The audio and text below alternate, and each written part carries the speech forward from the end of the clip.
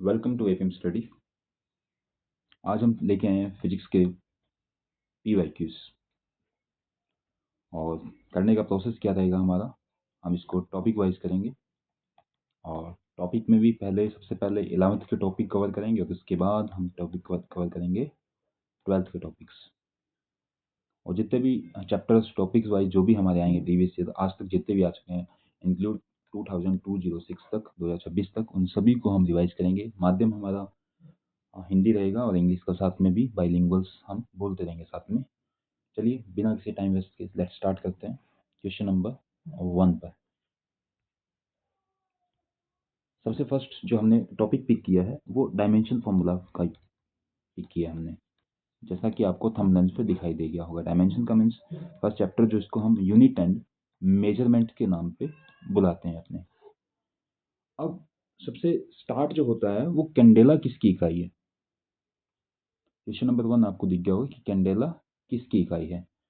तो इसमें कैंडेला के लिए हम पढ़ चुके हैं कि एसआई के जो सिस्टम होते हैं उसके अंदर 7 हमें मूल राशियों के बारे में बताया, फंडामेंटल क्वांटिटीज बताई अपने को। 7 मूल राशियां होती हैं और 2 क्या होती हैं, पूरक राशियां होती हैं। इन्हीं 7 को आगे व्युत्पन्न करके डेराइव करके हम बाकी सभी राशियों को मिला के करते हैं और इन्हीं 7 के बेसिस पे ही सारे फॉर्मूलाज को हम पिक करते हैं। तो कौन कौन सी 7 हैं, जैसा कि हमने टेबल में यहाँ शो कर रखा है। लंबाई, द्रव्यमान, समय, ताप, विद्युत धारा, ज्योति तीव्रता और पदार्थ की मात्रा। सबका मात्रक भी दे रखा है। और कैंडेला का आपको यहाँ दिख गया होगा, कैंडेला का मात्रक क्या होता है। कैंडेला किसका मात्रक है, ज्योति तीव्रता का। और ज्योति तीव्रता को हम कई जगह प्रदीपन तीव्रता भी कहते हैं। और इसके अलावा इस ऑप्शन में भी हमें दिख रहा होगा यहाँ पे चमकदार तीव्रता। तो कैंडेला को जो प्रदीपन तीव्रता बोलिए, ज्योति तीव्रता की इकाई कहिए, या आप प्रदीपन तीव्रता कहिए। और सिंपल से इसको याद रखने की वैसे भी ट्रिक है कि कोई भी कैंडल होगी तो कैंडल से हमेशा क्या आएगी, कोई ज्योति ही आएगी, कोई तीव्रता ही आएगी, कोई चमक ही आएगी। तो आप कैंडल के अकॉर्डिंग याद कर सकते हो। चलिए आते हैं नेक्स्ट क्वेश्चन पे। ये 7 मूल राशियां हमें सबको याद होनी चाहिए। चलिए क्वेश्चन नंबर 2 पे आते हैं। फेराडे किसकी इकाई है। बड़ा कंफ्यूजिंग सा वर्ड है। एक है फेराडे और एक होता है हमारे पास में फैरड। दोनों अलग अलग चीज है। पहले फैरड बता देते हैं। फैरड जो होता है वो धारिता को बताने के लिए आता है। धारिता का एक मात्रक होता है, फैरड में बताया जाता है। वो जो हमने फेराडे ऊपर बता रखा है, ये फेराडे किसका मात्रक होगा। फेराडे जो मात्रक होगा वो तो आवेश का होगा आपके पास में।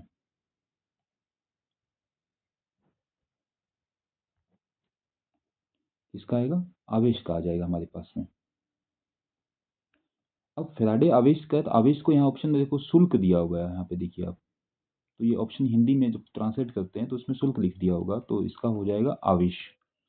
अब सर फेराडे का तो आवेश का मात्रक तो एक और होता है जिसे हम कूलाम बोलते हैं। बिल्कुल सही है, आवेश का एक मात्रक और भी होता है, कूलाम होते हैं। तो फेराडे क्या है, फेराडे सबसे बड़ा मात्रक है। हम ये कह सकते हैं कि एक फेराडे के अंदर 96,500 कूलाम होते हैं। ये यूनिट हमें ध्यान में रखना है रिलेशन कि एक फेराडे में कितना होता है। आई होप क्लियर होगा कि फेराडे किसका मात्रक हो गया, आवेश का। और फेराड किसका मात्रक हो गया, धारिता का मात्रक हो गया। चलिए नेक्स्ट क्वेश्चन पे आते हैं, क्वेश्चन नंबर 3 पर। दिखने में छोटा क्वेश्चन है। प्रतिक्रिया की इकाई क्या है। ऑप्शन डी भी गायब है यहाँ पे। प्रतिक्रिया, कुछ शब्द लिखते हैं हम यहाँ पे। पहले हम लिखते हैं प्रतिक्रिया,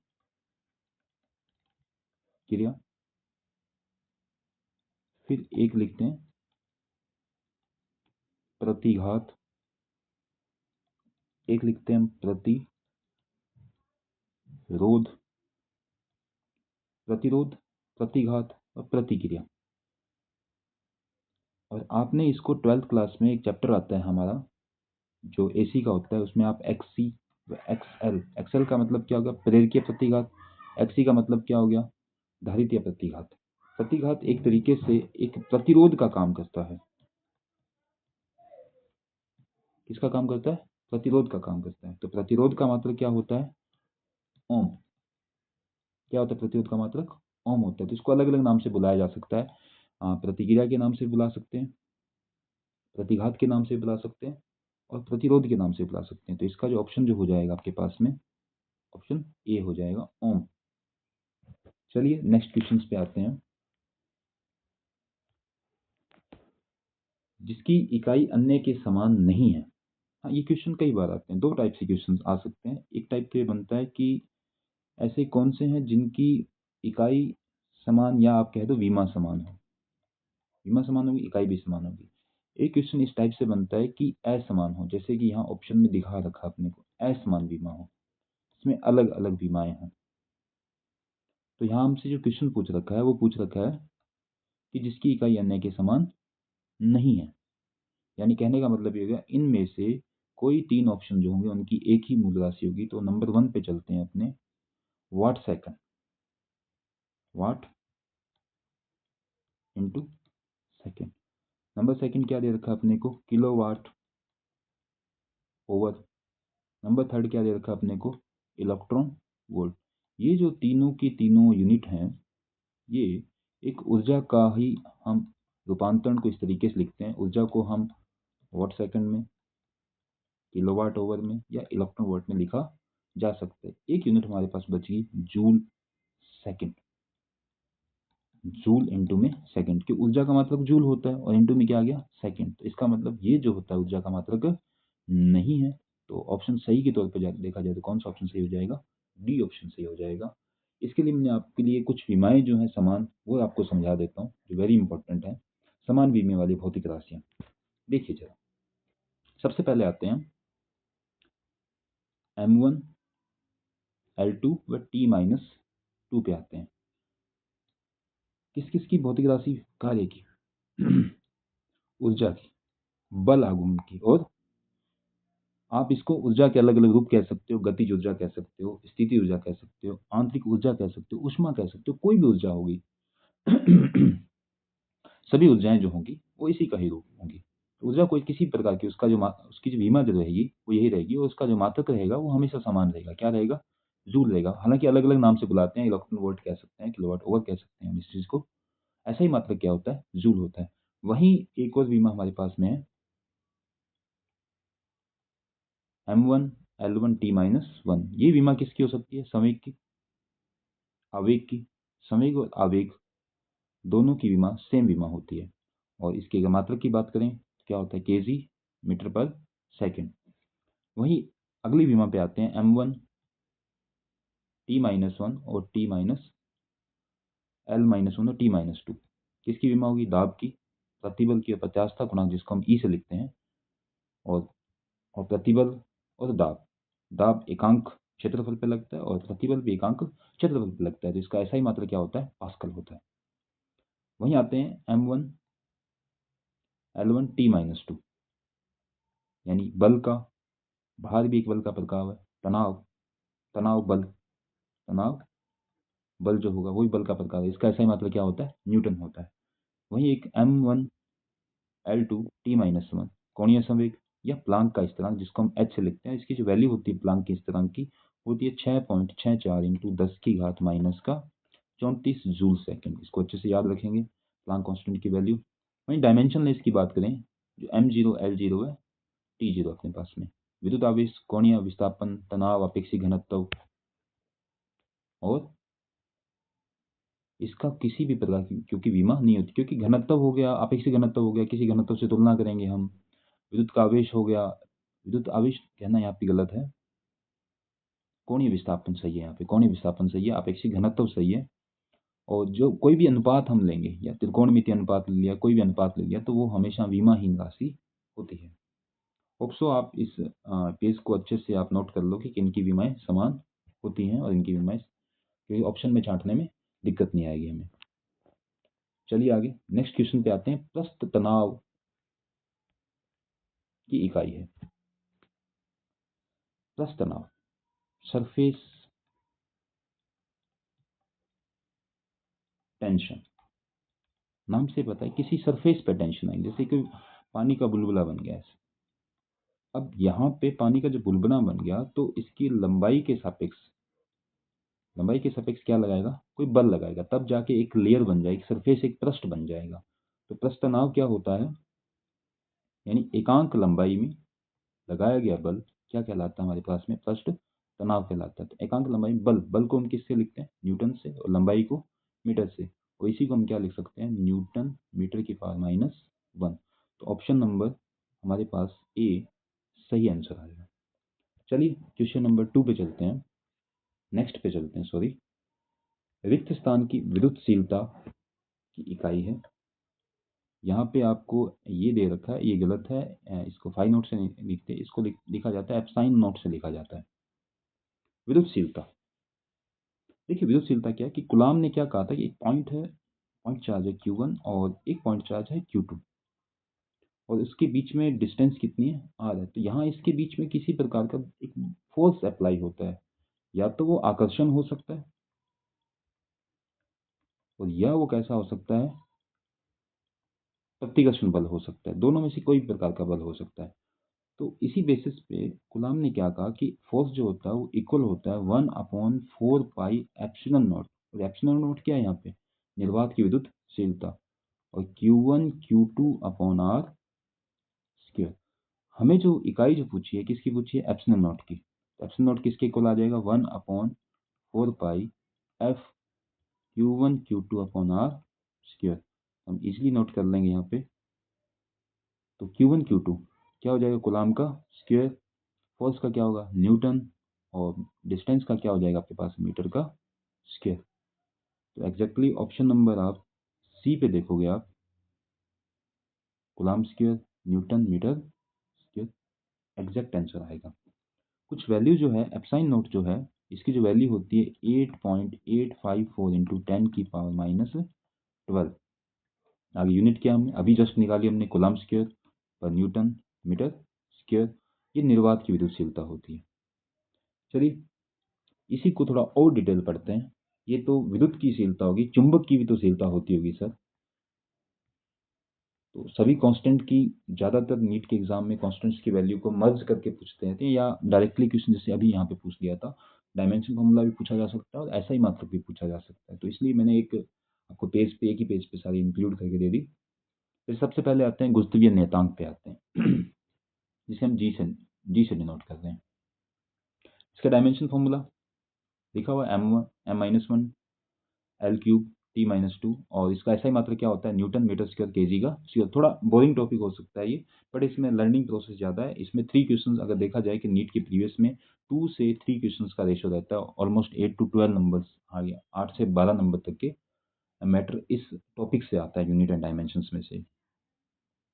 तो जी ग्रेविटी, ये आपके पास में गुरुत्वीय नियतांक है, ग्रेविटेशनल कांस्टेंट आ गया, वही सेम फॉर्मूला होता है, F क्या होता है, जी m1 m2 अपॉन में r का स्क्वायर, वहाँ से करते हैं। नेक्स्ट है प्लांक का कांस्टेंट। प्लांक कांस्टेंट क्या होता है, जिसको हम h से डिनोट करते हैं। h इक्वल टू क्या होता है, लैम्डा अपॉन में p कह दो, या lambda equal to h upon p, joule second. Gas के नियतांक की बात करें तो r ऋणपक दे रखा है अपने को, इसके ऐसा ही मात्रक हमें देखा, जूल पर मोल पर केल्विन। वहीं वोल्टेज मान की बात करें तो वोल्टेज मान को k या kb से डिनोट करते हैं, तो जूल पर केल्विन।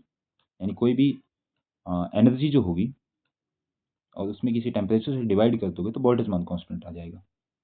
वहीं शून्य की, यहाँ पे शून्य लिख रखा है, शून्य का मतलब निर्वात है, यहाँ पे निर्वात की विद्युतशीलता, और शून्य की पारगम्यता, पारगम्यता कहिए या इसको चुंबकशीलता कहिए, इसको हम म्यू नोट से लिखते हैं, और विद्युतशीलता को एप्सिलॉन नोट से लिखते हैं। दोनों की ध्यान में रखेंगे, वेरी इंपॉर्टेंट। इसका वी में फॉर्मूला भी आपको लर्न करना पड़ेगा, और इसका ऐसा ही मात्रक भी लर्न करना पड़ेगा। हेनरी पर मीटर है, एच का मतलब है हेनरी पर मीटर। नेक्स्ट पे आते हैं स्टीफन बोल्ट्जमान नियतांक पे आते हैं, सिग्मा। इसका डायमेंशन फॉर्मूला और यूनिट क्या होगी, वाट मीटर स्क्वायर, और केल्विन की पावर 4। हबल नियतांक h0, जिसको अपने 1/टेम्परेचर 1 सेकंड कहते हैं, या टाइम कह दीजिए आप, तो t की पावर कितना हो गया, -1 हो गया, वेरी इंपॉर्टेंट। वहीं बात करें, कुछ नीचे हमने डिनोशन कर रखे हैं, अपवर्तनांक अंक है तो अंक की कोई बीमा नहीं होती। वांडरवाल्स की क्या होती है, एल की क्यूब होती है। वांडरवाल्स की नियतांक कांस्टेंट जो है उसकी बीमा आपको डायमेंशन में दे रखी है। कोई भी विमाहीन जो होती है, जैसे पाई हो गया, कोई नंबर हो गया, तो उनका किसी भी प्रकार की डायमेंशन नहीं होती, वो डायमेंशन लेस होते हैं। होप सो यहाँ तक समझ में आ गई होगी बात। इस टेबल को आप अच्छे से डिनोट कर लेना, राइट कर लेना, ताकि यही बार बार क्वेश्चन को इसी को पूछा जाता है। चलिए नेक्स्ट क्वेश्चन पे चलते हैं। कुछ रिलेशन दे रखे हैं जिस बेसिस पे क्वेश्चंस को अराइज किया जाता है। जैसे जस्ट एक एग्जांपल लेते हैं। अभी जस्ट अपने से पूछा था कि म्यू नॉट और एप्साइन नॉट की पावर -1/2 की डायमेंशन क्या होगी। डायमेंशन पूछ सकता है या आपसे यूनिट पूछ सकता है। तो इसका एक रिलेशन होता है कि c is equal to 1/√μ not epsilon not. इसको आप ऐसे भी नोट कर सकते हो, सी स्क्वायर इक्वल टू क्या लिख सकते हो, म्यू नॉट और एप्सिलॉन नॉट। अब इसको आप देखो, इसको आप ऐसे भी तो लिख सकते हो, म्यू नॉट एप्सिलॉन नॉट और अंडर को क्या लिख सकते हो, हाफ। और ये हाफ की पावर ऊपर जाएगी, किसकी हो जाएगी, म्यू नॉट एप्सिलॉन नॉट की पावर -12 किसके इक्वल आ गया अपने पास में, सी के इक्वल आ गया। एक्चुअल में देखा जाए तो ये हमसे सी की ही डायमेंशन पूछी थी, सी की ही यूनिट पूछी, और सी क्या होती है, स्पीड ऑफ लाइट। और स्पीड ऑफ लाइट क्या होती है, स्पीड होती है मीटर पर सेकंड, मीटर पर सेकंड। और डायमेंशन क्या होता है, मीटर, मीटर का एल और सेकंड का t-1 हो जाएगा आपके पास में। जैसा हमने पीछे जो पेज पे डिनोशन दे रखा है आपको,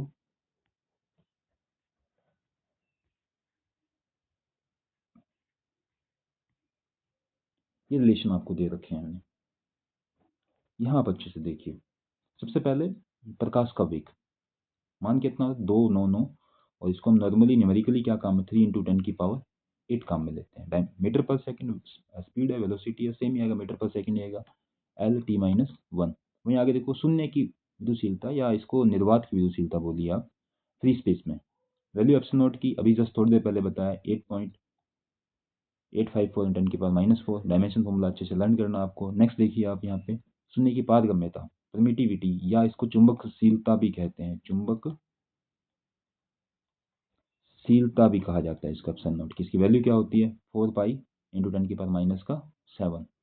वहीं अगर बात करें इसका विमीय संगत के रूप में बात करें, तो इसका एक रिलेशन, जो एक वेरी इंपॉर्टेंट रिलेशन यहाँ दे रखा है, c = 1/4 एप्सिलॉन नॉट। अब इस रिलेशन को यहाँ पे देखिए, नीचे हमने जस्ट अभी बोर्ड पे अभी समझाया आपको, mu not epsilon not equal to क्या लिख सकते हो, 1/c²। एप्सिलॉन नॉट किसके इक्वल होता है और म्यू नॉट किसके इक्वल होता है। इस रिलेशन के बेसिस पे नीट में बहुत से क्वेश्चंस घुमा फिरा के पूछे जाते हैं। तो इस रिलेशन को हमें अच्छे से ध्यान में रखना है, क्योंकि ये विद्युत व चुंबक को दोनों को जब मिलाते हैं तब जाके हमें एक स्पीड ऑफ लाइट मिलती है। आई होप समझ में आ गया होगा यहाँ तक। चलिए नेक्स्ट क्वेश्चन पे आते हैं। एक आवर्तक पर अवमंदन बल सीधे वेग के समानुपाती होता है। क्या कह रखा है हमें, अवमंदन बल, बल को हम किससे लिखते हैं, एफ को, सीधे वेग के समानुपाती यानी v के समानुपाती है। जब इस समानुपाती के चिन्ह को हटाओगे तो हमें किसी कांस्टेंट को लेके आना। मान लेते हैं सपोज दैट p कांस्टेंट लिया है, उस कांस्टेंट की आपसे इकाइयां पूछी हैं, मतलब उसका मात्रक पूछा है, तो b इक्वल टू क्या आ जाएगा, F/v। और f का मान कितना है, न्यूटन, अपॉन v मतलब वेग होता है, वेग क्या क्या लिखते हैं, मीटर पर सेकंड। अब इसी को ही आप अच्छे से डिराइव कर लीजिए। न्यूटन क्या होता है, kg/m/s², और अपॉन में हमारे पास मीटर है, और एक हमारे पास सेकंड -1 है। यहाँ पे देखिए अपॉन में s है, तो यहाँ देखिए मीटर से ये मीटर कैंसिल हो गया, और यहाँ से सेकंड से एक सेकंड क्या हो जाएगा आपके पास में, कैंसिल हो जाएगा। ओनली क्या मिलेगा हमें पास, हमें मिलेगा kg/सेकंड मिलेगा, और इसी को हम क्या लिख सकते हैं, kg सेकंड की power -1। It means option number जो सी जो है एकदम राइट आंसर आ जाएगा। केजी पर सेकंड बोलिए, केजी सेकंड इनवर्स बोलिए आप। नेक्स्ट आते हैं क्वेश्चन नंबर 8 पे आते हैं। तापीय चालकता की इकाई है, तापीय चालकता, थर्मल कंडक्टिविटी पूछिए। आई होप आपने 11th क्लास में रीड किया होगा अच्छे से, कि एक आपको एक रोड देते हैं लोहे की, और उसके बाद में बताया जाता है कि इसके अंदर जब हम इसको हीट देते हैं तो कुछ कंडक्टिविटी करके हीट दूसरे किनारे को भी गर्म कर देती है, उसी की बात हो रही है तापीय चालकता।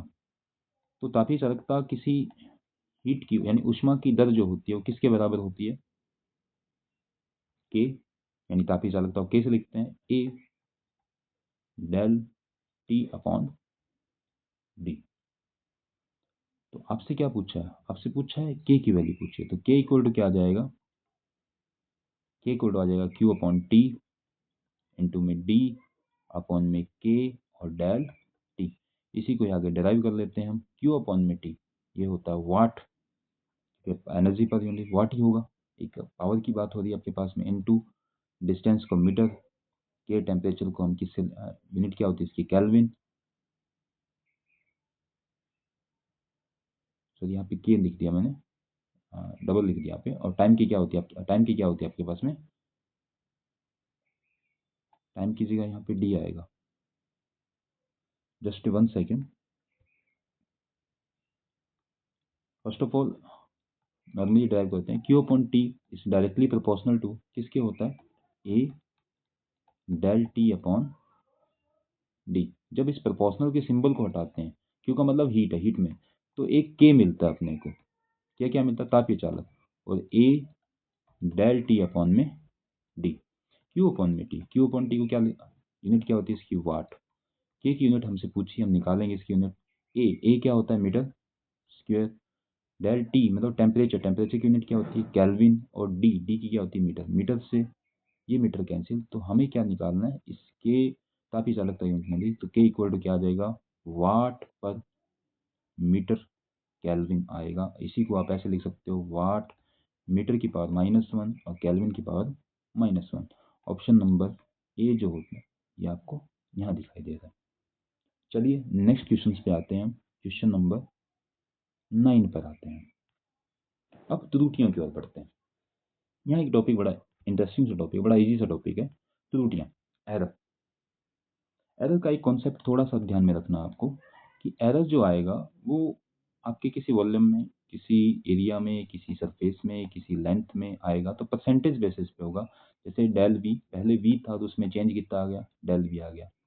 एस था तो उसमें कितना चेंज आ गया, डेल एस का चेंज आ गया। लेंथ थी तो लेंथ में कितना एरर आ गया, डेल एल का लेंथ चेंज आ गया। तो इसको करना क्या है, पहली बात तो इसको नॉर्मली जो भी आपको रेडियस बोला है, पावर में जो भी चीज़ देती है, तो पावर को हमेशा हम मल्टीपल करेंगे। पावर को कहने का मतलब घात को हम क्या करेंगे, गुणा करेंगे, घात को आगे ले आएंगे, और ऑलवेज किसकी रहेगी हमारे पास में, प्लस की रहेगी। जैसे सर एग्जाम्पल के फॉर्म पे इसी क्वेश्चन को ही लेते हैं हम, किसी गोले की त्रिज्या की माप में त्रुटि है 2% है, तो v इक्वल टू, गोले के आयतन में निर्धारण त्रुटि पूछी है, तो v इक्वल टू फॉर्मूला क्या होता है आयतन का, 4/3 पाई आर की क्यूब। चेंज किस में आ रहा है, आर में चेंज आ रहा है, ये तो कांस्टेंट वैल्यू है, इसमें कोई चेंज नहीं आ रहा। वॉल्यूम में चेंज आ रहा है, वॉल्यूम में भी त्रुटि, क्योंकि रेडियस में चेंज करोगे तो वॉल्यूम में भी त्रुटि आएगी। तो वॉल्यूम में कितनी त्रुटि आएगी, वी, अभी मैंने बताया कितनी आएगी, डेल वी। अगर परसेंटेज में चाहिए तो इंटू किससे करेंगे हम, 100 से करेंगे। और पावर, पावर हमेशा क्या करते हैं, मल्टीपल करते हैं, 3 इंटू में del R upon R, percentage में चाहिए तो इंटू क्या करेंगे हम, 100 करेंगे। तो 3 इंटू में डेल आर अपॉन में आर, कितनी त्रुटि अपने को दे रखी है, 2% गिवन है, तो यहाँ पे हम क्या लिख देंगे, 2%, 3 इंटू 2 कितना हो गया, 6%। वेरी इजी, डी आ जाएगा। इट मीन्स मतलब 32% आपको गिवन है, और आपको पता है कि यहाँ पे फॉर्मूले में आर की क्यूब है, तो पावर क्या हो जाएगी, मल्टीपल हो जाएगी। अगर अपॉन में होती तो भी प्लस की भी आती, कितना आ जाएगा, 6% त्रुटि है। परसेंटेज में त्रुटि ऑलवेज किस में आएगी, पॉजिटिव ही आएगी आपके पास। चलिए नेक्स्ट क्वेश्चन पे आते हैं, क्वेश्चन नंबर 10 पे आते हैं। बड़ा अच्छा क्वेश्चन है। एक छात्र एक निश्चित समय में प्रारंभ में आराम की स्थिति में किसी पिंड को गिरने में तय की गई दूरी और को मापता है। इस डेटा का उपयोग करते गुरुत्वाकर्षण के कारण त्वरण जी का अनुमान लगाने के लिए करता है। यही यदि दूरी समय की माप में अधिकतम प्रतिशत त्रुटि क्रमशः E1 और E2 जी के अनुमान में प्रतिशत त्रुटि कितनी है, यानी दूरी और समय का आपको कह रखा है कि दूरी में अगर आप त्रुटि करोगे तो आप उसको E1 बोलिए, और ये कह रहा है अगर टाइम में त्रुटि करोगे तो आप इसको क्या कहिए, E2 कहिए। और एक स्थिति और दे रखी है आपको कि ये मुक्त रूप में होना चाहिए, यानी कोई पिंड किस में होना चाहिए, मुक्त रूप में। तो इक्वेशन ऑफ मोशन के हिसाब से अपने चलें तो एस इक्वल टू क्या होता है हमारे पास में यू टी प्लस में हाफ ए टी का स्क्वायर, पर यहाँ पे ए नहीं आएगा, मुक्त रूप में क्या आएगा जी टी का स्क्वायर। अब मुक्त रूप में करेंगे तो प्रारंभिक चाल है ही नहीं, यहाँ पे यू टी क्या हो जाएगा, ये तो यू क्या हो जाएगा, जीरो हो जाएगा। तो फॉर्मूला सिंपल सा क्या हो जाए हमारे पास में S equal to half G T square. आपको क्या निकालना है, आपसे पूछा है कि उसकी त्रुटि जी में कितनी प्रतिशत त्रुटि है, तो जी इक्वल टू क्या मिलेगा 2s अपॉन में टी का स्क्वायर।